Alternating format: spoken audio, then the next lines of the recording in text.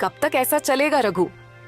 हर रोज सुबह कुछ आस लेकर जाते हो और शाम को निराश होकर लौटते हो।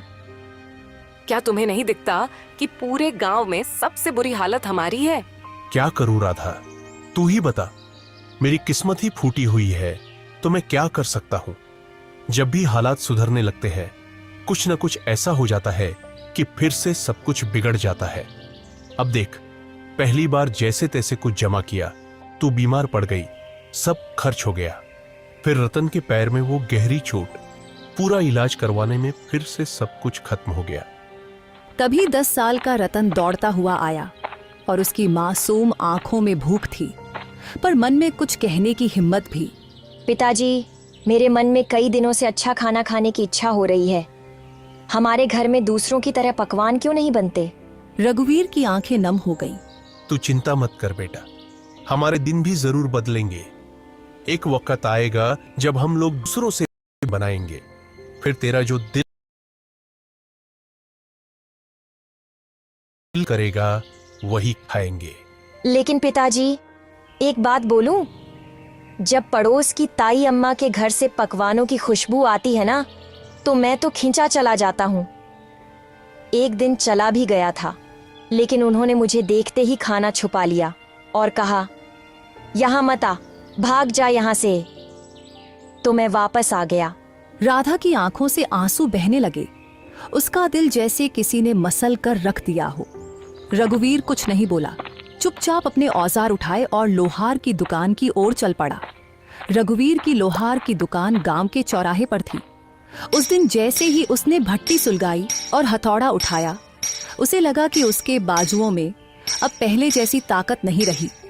उसके हाथों की चोटें भी जैसे थक चुकी थीं। हे भगवान, और कितनी परीक्षाएं लोगे।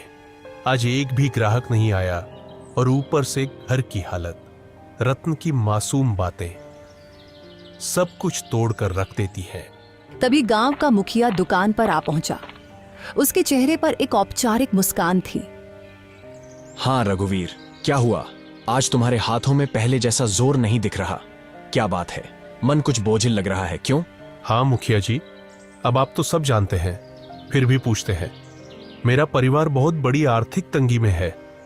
मेहनत तो बहुत करता हूं, लेकिन हाथों में किस्मत नहीं है। मुखिया चुप रहा, लेकिन तभी बगल से बाली आ गया। गांव का वो आदमी जिसे दूसरों के दुख में भी मजा आता था। मुखिया जी, मैं तो कहता हूं कि इस रघुवीर को गांव से निकाल देना चाहिए। उसकी मनहूस छाया धीरे धीरे पूरे गांव में फैल रही है। कहते हैं कुछ लोग ऐसे होते हैं जिन पर काल की छाया होती है और जो पूरे गांव को बर्बाद कर सकते हैं। मुखिया पहले चौंका, फिर हंसने लगा। बाली भी हंसने लगा। अरे बाली, तू भी ना चल, छोड़ इसे, चल यहां से। दोनों रघुवीर की हालत पर हंसे और चले गए। रघुवीर वहीं बैठा रहा, आंखें आसमान की ओर उठाए। हे भगवान, क्या मैंने अपनी तकदीर खुद लिखी थी? क्या मैंने किसी का बुरा किया है? कभी चोरी, कभी बेईमानी, मैंने कुछ बुरा नहीं किया। फिर मेरे ऊपर यह दुख क्यों आया है? क्यों? मेरे सपनों के दिए बुझ गए, मेरी उम्मीदों के चिराग बुझ गए। धुंध में खो गया हूं, कहीं से रास्ता नजर नहीं आता। यह तन्हाई कब खत्म होगी? उसकी हथेली से हथौड़ा नीचे गिर गया। उसका हौसला उस दिन भट्टी से पहले ही बुझ गया था। मैं आज भी खाली हाथ जाऊंगा। राधा उम्मीद लगाए बैठी होगी।